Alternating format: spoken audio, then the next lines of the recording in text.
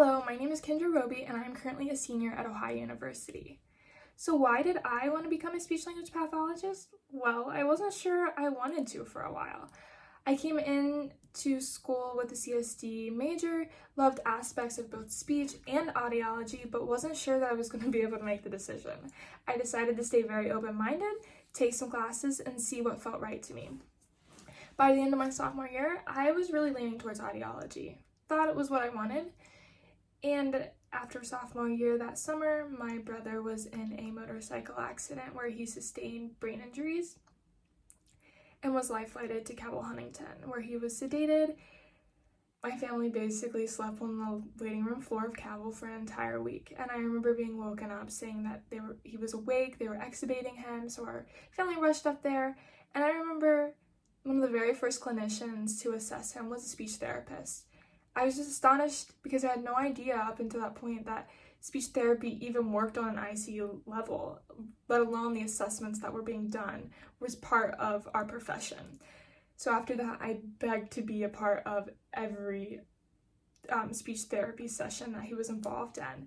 He went from very little communication to basically being exactly who I remembered him before the accident. So I knew right there, like, this is as horrible as it was, like, some things are meant to be and happen for a reason, and I believe that happened for a reason because this was definitely the profession that was set out for me. So I began to dig deeper and start looking into that side of speech therapy.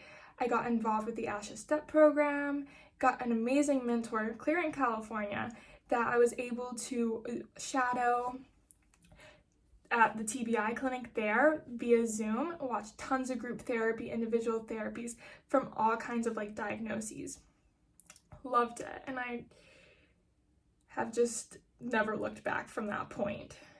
So why Marshall?